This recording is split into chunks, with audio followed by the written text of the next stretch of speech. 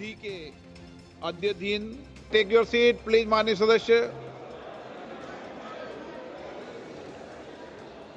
माननीय सदस्यगण, शुद्धि के अध्ययन मत विभाजन का परिणाम इस प्रकार है।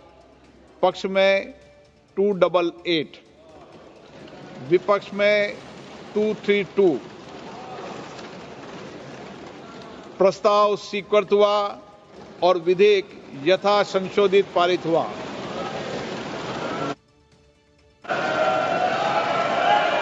लॉबी खोल दी है। माननीय सदस्य लॉबी खोल दी है, लॉबी क्लियर कर दी है। अब हम आइटम नंबर 13, सब टेक योर सीट प्लीज। माननीय सदस्य, फ्यूचर लीडर एस्टेब्लिशमेंट के लिए थी। लेकिन जिस तरीके से इस बिल को फाड़ा गया, बोला गया कि ये सेट एजेंडा है बीजेपी वालों का और उनके जो सहयोगी हैं, उस पर क्या कहेंगे आप? देखो, विपक्ष ने विपक्ष का काम किया है, वो सही बोल ही नहीं सकते ना कि बाबा ये सही है, सही काम किया है। सिर्फ गुमराह करने के लिए, मुस्लिम माइनॉरिटी को गुमराह करने के लिए इसी तरह की सब भाषण हो गए। इसी तरह के जो पैतरे थे उनके, उसी तरीके थे, सब नाटकबाजी थी। आप तो कमेटी के मेंबर हैं और आप जिस तरीके से लगातार ये कहा जाता है कि नहीं सुना ही नहीं गया, इस पर क्या कहेंगे? नहीं, जो आदमी जो कमेटी का मेंबर भी नहीं, वही उसी तरह का भाषण सभागृह में कर रहे थे। देखो, कमेटी में सबका सुना, कम से कम 40 के ऊपर कमेटी की मीटिंग्स हो गई। सुबह 11 बजे चलने वाली मीटिंग 8-8, 9-9 बजे तक मीटिंग चलती थी शाम तक। सबका सुना, सबको बहुत टाइम दिया। ओवैसी ने भी कबूल ही दिया कि कमेटी में सुना। को फाड़ा और कहा कि ये अनकॉन्स्टिट्यूशनल है, बीजेपी वाले एजेंडा सेट करते हैं, ये लोग इस तरीके की अपनी बात को मनवाने के लिए। विरोध लगातार जारी रहा और अभी भी जारी है। देखिए, ओवैसी साहब तो बोलते हैं बिल अनकॉन्स्टिट्यूशनल है, लेकिन उनका बिहेवियर पार्लियामेंट में अनकॉन्स्टिट्यूशनल बिहेवियर है। तो मैं ओवैसी साहब का ये मजबूरी है एक्चुअली, तो उसी का ही रोजी रोटी का सवाल है। इसीलिए इस संशोधनी विधेयक जो है वक़्फ़, इससे चलते देश के मुसलमानों का लाभ हो रहा है, जो वंचित है, जो पिछड़ा वर्ग है, जो महिलाएं हैं, जो marginalise section of the Muslim society है, उसका हित के लिए माननीय मोदी जी के नेतृत्व में भारत सरकार ये बिल आज हम लोगों ने पास किया है और ये एक ऐतिहासिक है। और इससे और आने वाला समय में शायद विरोधी दलों को मुसलमान वोट बैंक का जो तुष्टीकरण का उनका जो नीति है, उसमें कुछ तो उसको रोकथाम तो आएगा। अरे अनकॉन्स्टिट्यूशनल कैसे है? क्योंकि वक्फ बिल जो है वो जेपीसी में भी गया, वहां पे भी उसका जुडिशियल रिव्यू हुआ।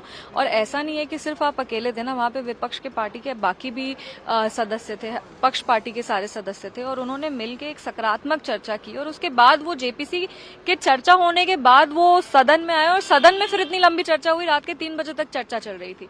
तो सिर्फ ये कह देना कि अनकॉन्स्टिट्यूशनल है, अनकॉन्स्टिट्यूशनल है, हम लोग कह रहे कि अगर अनकॉन्स्टिट्यूशनल है तो वो कैसे आप तर्क तो पेश करिए, पर वो ये कर नहीं पा रहे। बस कह देने से कि अनकॉन्स्टिट्यूशनल है, ऐसे नहीं होता है।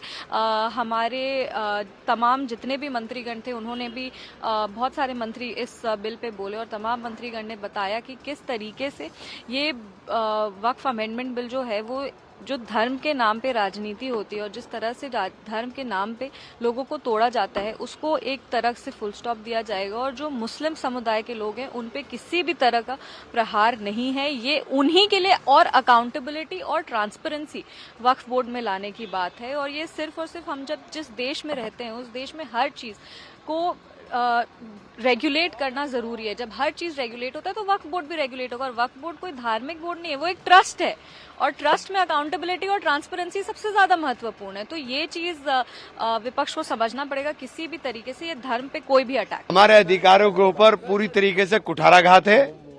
और हमने बार बार चेताया कि आप जो बात यहाँ बोल रहे हो, आप कह रहे हो कि हमने वक्फ बाय यूजर को खत्म कर दिया, लेकिन वक्फ बाय यूजर के अंदर एक शब्द लगा कर के सिवाय उन संपत्तियों के जिन संपत्तियों के ऊपर सरकारी कब्जा सरकारी ना हो, मतलब कब्जा सरकार का ना हो, या वो विवादास्पद ना हो, और उसके लिए सबसे बड़ा उदाहरण उत्तर प्रदेश है। उत्तर प्रदेश में 14,500 हेक्टेयर में से 11,500 हेक्टेयर लैंड वक्फ की जो थी उसको सरकारी संपत्ति बनाने का काम किया गया, उसको विवादित करने का काम किया गया। तो ये बहुत बड़ा नुकसान मुसलमान को, वक्फ को, दोनों को होने जा रहा है। हम लोग इस लड़ाई को लड़ेंगे, चूंकि हमारे जो अधिकारों का संरक्षण बाबा साहेब भीमराव अंबेडकर के संविधान ने हमें धारा 14 के अंदर, धारा 16 के अंदर, धारा 25 के अंदर और धारा 26 के अंदर दिया, उसके ऊपर पूरी तरीके से बुलडोज किया गया। उसके ऊपर ओवरलैपिंग हुई। हम लोग रास्ता देखेंगे, कोर्ट जाएं, कोर्ट में जाकर के हम लोग लड़ाई लड़ेंगे। लेकिन ये जिस तरह का काम आज हुआ है, ये इतिहास में काले दिन के रूप में दर्ज होगा। हमने अपनी बात रखी, बहुत सारे साथी अपने जमीर की आवाज को नहीं सुन पाए, इसलिए बिल पास हो गया। लेकिन हम इस लड़ाई को अधूरा छोड़ेंगे। हम लोग सड़कों पे इसको लड़ेंगे, जैसे हमने किसान आंदोलन लड़ा था उसी तरह से हम लोग सड़कों पे लड़ेंगे और जब तक लड़ते रहेंगे जब तक जो है किसान आंदोलन ये बिल भी सरकार वापस नहीं देती। लगभग देश तोड़ दोगे आप लोग,